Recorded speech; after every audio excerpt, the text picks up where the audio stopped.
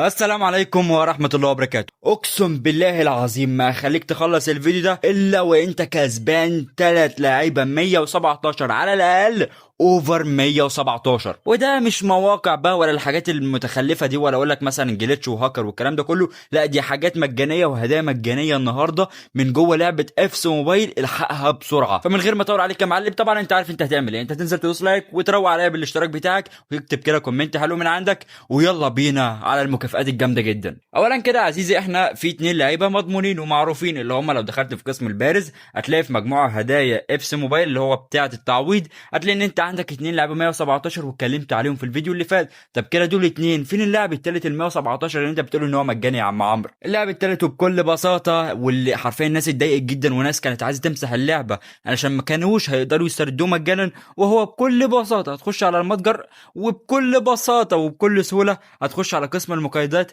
هتلاقي قدامك المنظر الجامد قدامك ده. لعيب الدوري ابطال اوروبا اللي بتتطور نزلوا هنا. طبعا الحارس سوفانوف اللي كل الناس اتضايقت ان هو اتشال من غير ما يعرفوا، نزل معانا مجانا ب 3500 نقطه طبعا زي ما كان مكتوب في الحدث، ولكن رجع نزل معانا مره تانية. وطبعا مش سوفانوف بس، لا ده سوفانوف وليكانج ان وليمير ومادويكي وزوباميندي ولورنتي. طبعا قدامك بالظبط 1 2 3 4 5، قدامك 6 لعيبه، 3 منهم اوفر 117 و3 منهم اوفر 116. فتعال كده اقول لك بس على اللعيبه دي في السريع. اولا كده ليه كان جن الناس اللي عندها ار دبليو بتفكر ان هو ما تشتروش، لا خلي بالك هو مش بيلعب ار دبليو بس، لا ده كمان بيلعب ار دبليو وبيلعب في مركز السي ام زي ما انت شايف كده. اول ما تطوره للماكس هيقدر يلعب معاك كمان في مركز السي ام، ولاعب عامه نوعا ما كويس، بيلعب برجله الشمال، رجله اليمين للاسف سيئه جدا، وكمان 4 حركه مره دول صراحه جامدين جدا، وعنده شويه سمات الصراحه كويسه.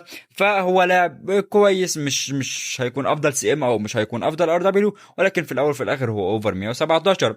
عندك كمان ليميرو ومادويكي وزوباميندي، اياك ثم اياك تشتري حد فيهم حتى لو ناقصك في التشكيله، اياك ثم اياك تشتري حد فيهم لان هم اصلا اوفر 116. ويوم الخميس الجاي هينزل لعيبه 118 و119، يعني حرفيا مش هيبقى ليهم اي لازمه، فاياك تشتري واحد من الثلاثه دول. ركز بس على ليكانجين ولينورماند وكمان عمنا سوفانوف. طب بالنسبه لونورماند لاعب سي بي اوفر 117. يعني هو عنده حاجه غريبه بالمناسبه، ان هو 4 حركه مهاره وهو مدافع، دي خلي بالك دي بتبقى جامده جدا. ويعني مش اسرع شيء ولكن السرعه عنده كويسه، وعنده تغيير المسار اللي هي اللي في حرفيا لعيبه جامده كتيره جدا في اللعبه مش عندهم المهاره دي.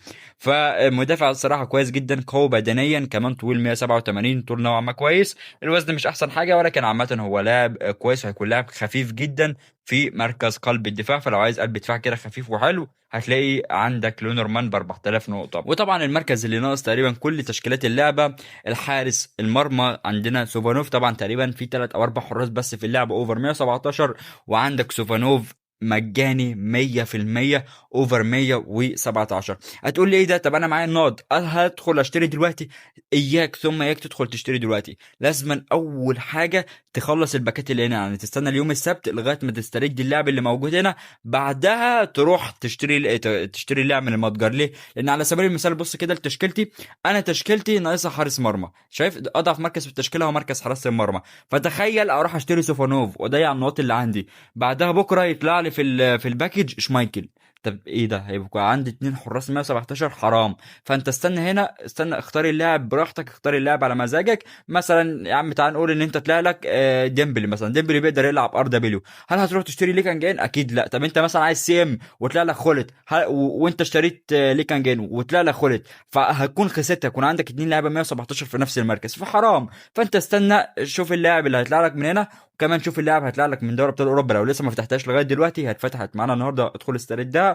فادخل استردهم واستنى كده لغايه يوم السبت، وكمان تكون جمعت النقاط. في ناس هتقول لي طب انا اصلا اجمع نقاط ازاي؟ بكل سهوله، انت عندك نقاط في كذا مكان في اللعبه. اولا طبعا هو الديفيجن، انت كل ما بتلعب ماتش هنا في الوجه الوجه تقدر تسترد 40 نقطه، يعني لو لعبت 5 ماتشات تقريبا هتسترد لك حوالي 200 نقطه، فادخل العبهم 200 نقطه يوميا، فيعني تلعب 5 ايام الباقيين والحدث يخلص هتسترد لك 1000 نقطه، تقدر تجيب اللعب اللي انت عايزه. وكمان مش بس كده، ده الحدث نفسه اصلا مليان نقاط. في الفصل الثاني عندك 4 اقسام او 4 ايفنت، عندك اللي هو بتاع اللعيبه اللي موجوده هنا، فانت عندك 4، كل واحد تقريبا بتقدر تاخد منه 300 نقطه، يعني لو خلصت تقدر تاخد بس من الحد دي حوالي 1500 نقطة. فيعني لو عايز نقط دلوقتي ادخل حاول تخلص الماتشات دي، ممكن تخلصهم في ساعة، ساعة ونص، ساعتين كده. ادخل خلصهم دلوقتي وهتستردوا النقط. كمان مش بس كده، لو انت ما خلصتش الماتشات دي حاول تخلصها بسرعة، لان اول ما انت تخلصها ودوس استرداد على الحاجات دي كلها كمان هتقدر تسترد هنا 1000 نقطة اللي هي اللي فوق دي.